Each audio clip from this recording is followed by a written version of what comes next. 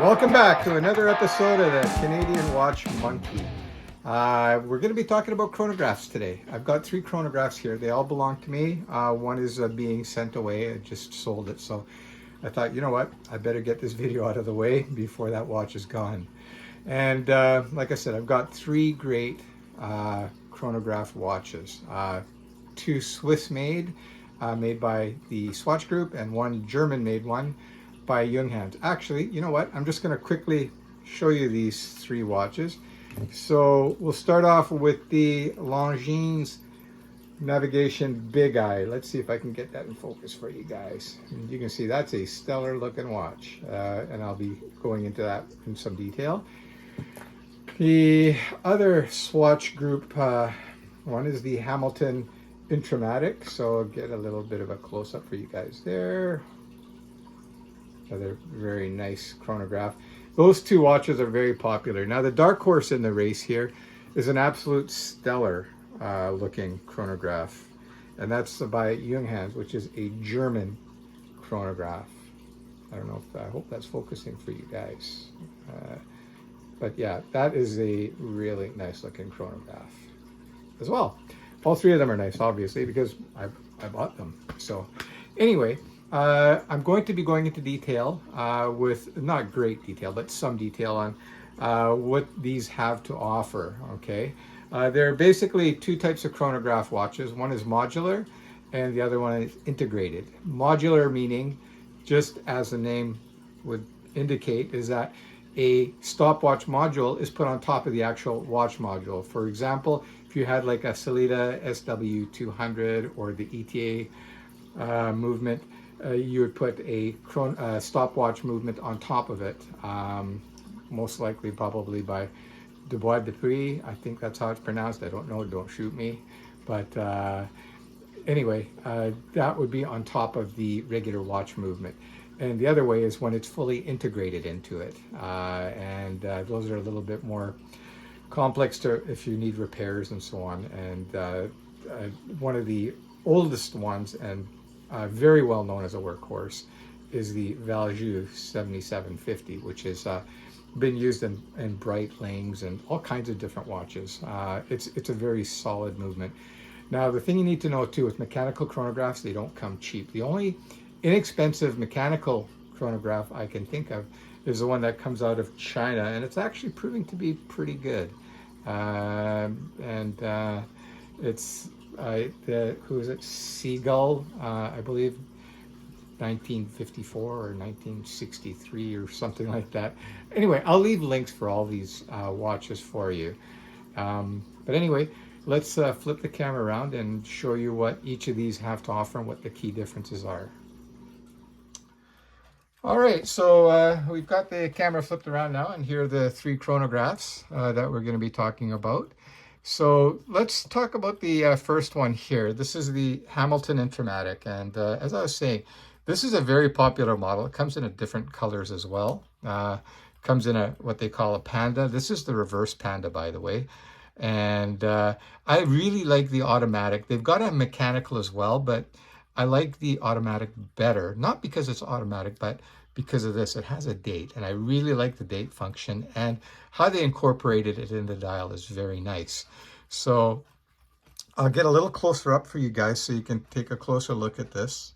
I know you guys like to see what the watches look like. Oops, I bumped the camera there. All right. So you can see that is one really good looking watch at any price. Typically, on the secondary or used market, you can find these around the $2,000 mark. New, they're getting closer to $3,000, which is kind of high, but I got lots of fingerprints. This is a fingerprint magnet, as you can see. Sorry, guys, I should have probably washed my hands before handling the watches. Now, remember I was telling you about how you can tell by looking at a watch if it's a modular or if it's an integrated.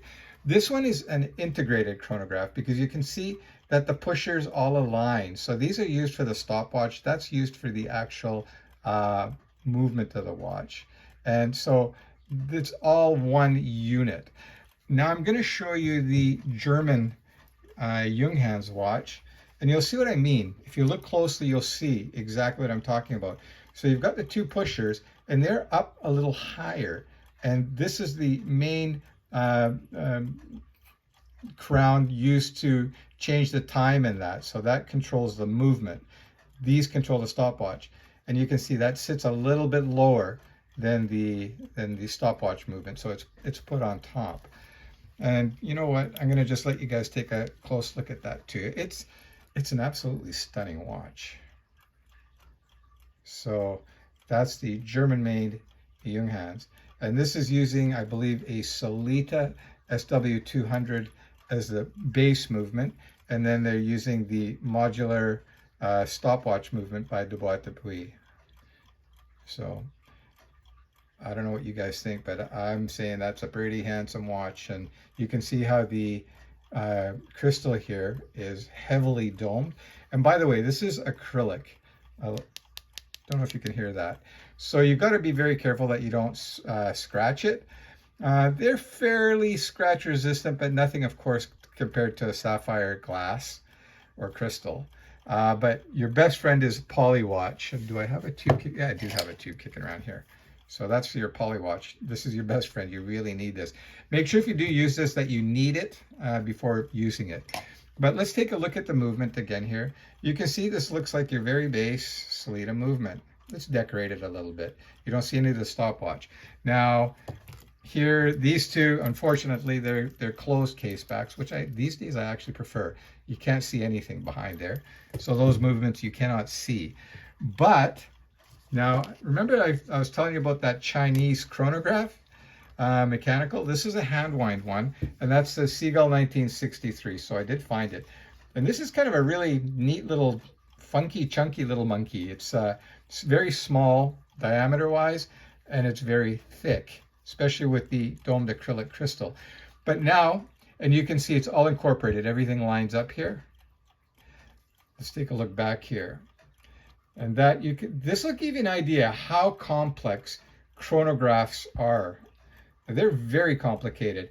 Now, this is the least expensive chronograph, mechanical chronograph that you can buy. You can get these watches for anywhere between a low of 200, which is really a good deal, to around $300 or $400. And you'll see a lot of the micro brands are using this movement as well. Okay, the Seagull movement. And there's a history to this where China actually bought the machines off an American or Swiss company to Venus. That's it. Venus was the name of the company that were making these.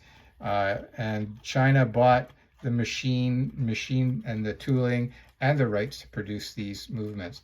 But let's take a closer look here for you guys, so you can just see how complex this is.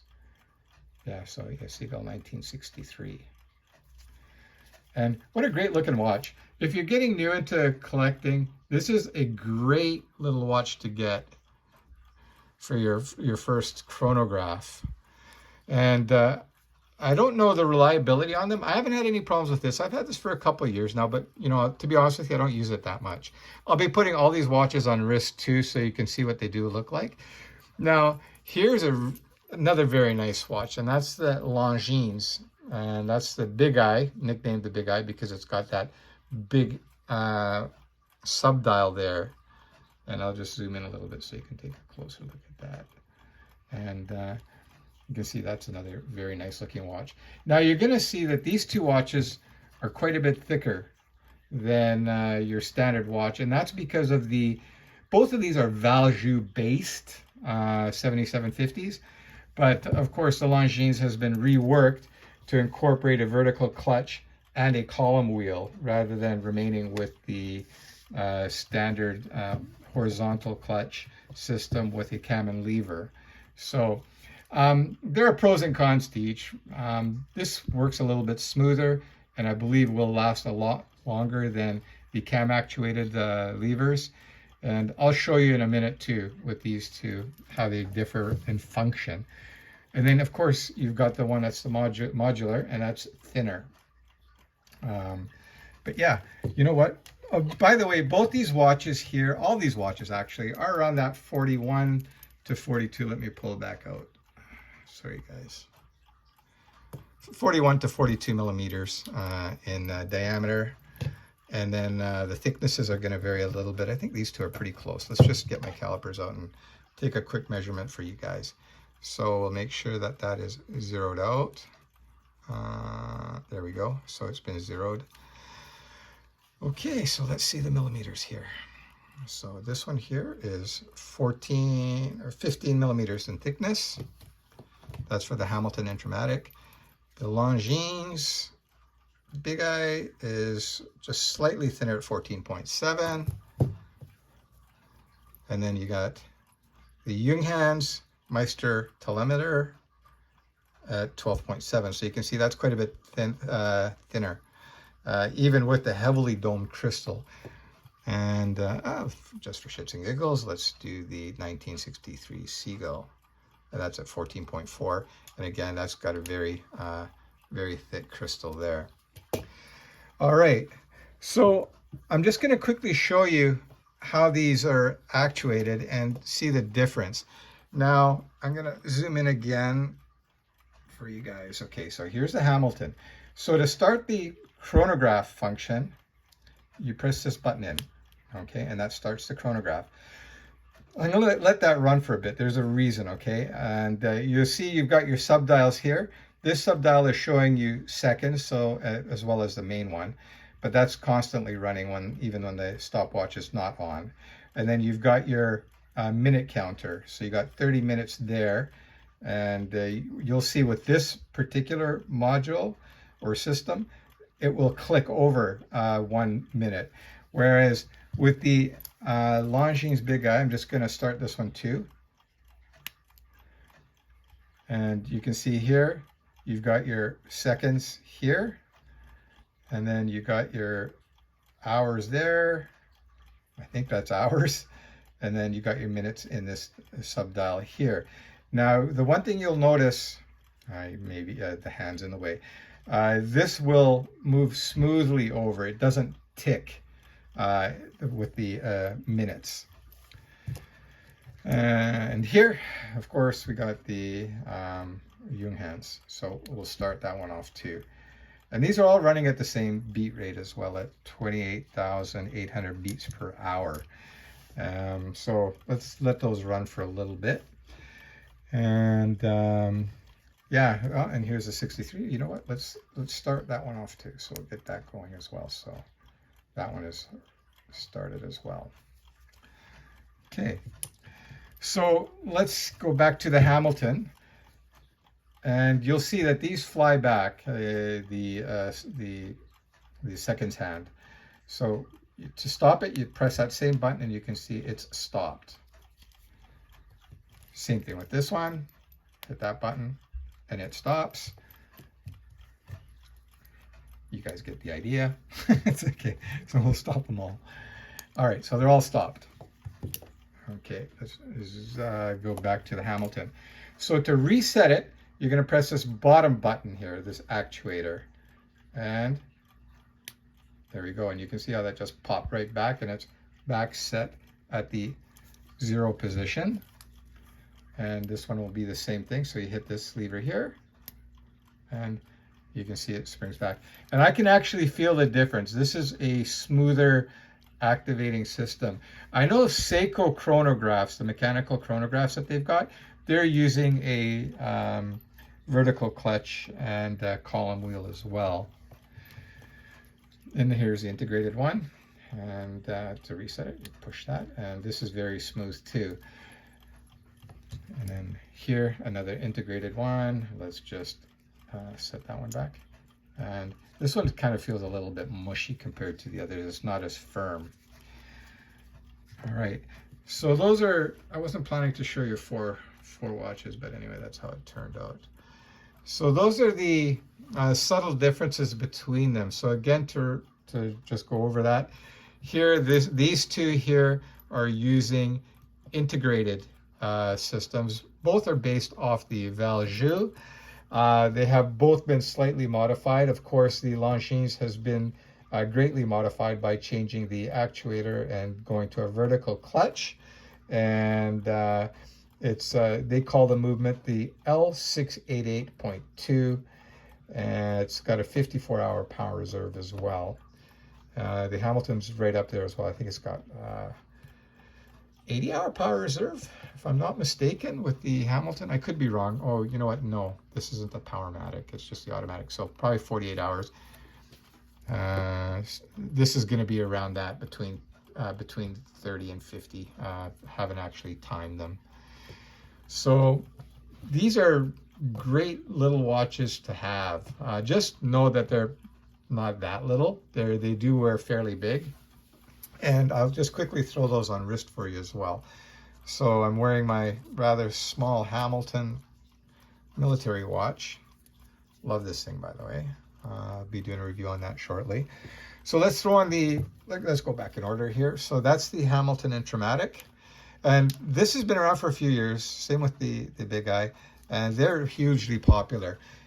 For aesthetics, for looks, this is one of my all-time favorite watches. I really like the styling on this watch. It's kind of a sporty, retro look to it. I'm going to put on the Longines now. Now the Longines is definitely it's a pilot watch, and it's military inspired, obviously, and you can see that wears very nicely too. So, you know, these aren't small watches. And throw the Junghans on for you guys. This is going to be a long video. Sorry, guys. Let's throw that on very quickly here. And you can see that one wears very nicely as well. And then the little chunky monkey, the 1963, which is uber cool, inexpensive, just an awesome way to get into a chronograph.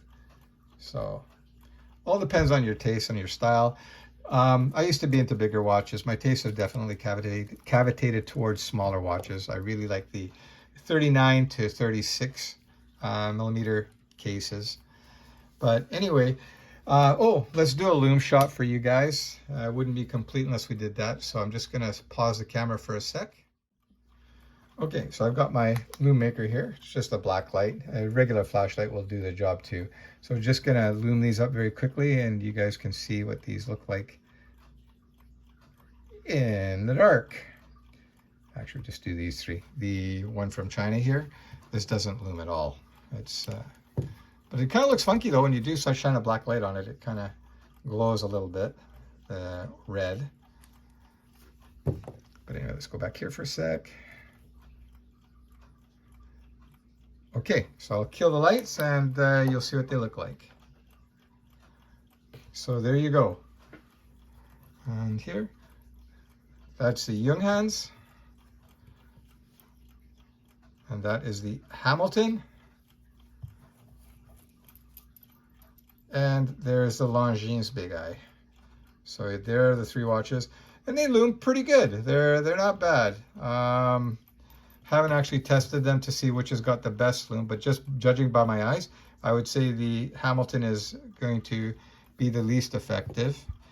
Then it would be the Junghans, and then the winner is probably going to be the Longines, just by looking at what's been happening here. You can see that the hands are very bright on both of these, and it's just got a little bit more surface area with the numbers. So anyway, guys, that's a wrap. I hope you enjoyed that episode of the Canadian Watch Monkey. If you got any questions or whatever, feel free to ask away. I like it when you guys ask questions. I'll do my best to answer. I may not have the answer, and if I don't, I will look into it and try to find the answer for you guys. So Merry Christmas, Happy New Year, everybody. Take care. See you in the next episode of the Canadian Watch Monkey. Don't forget to like and subscribe to my channel if you haven't already done so. Thanks. Bye.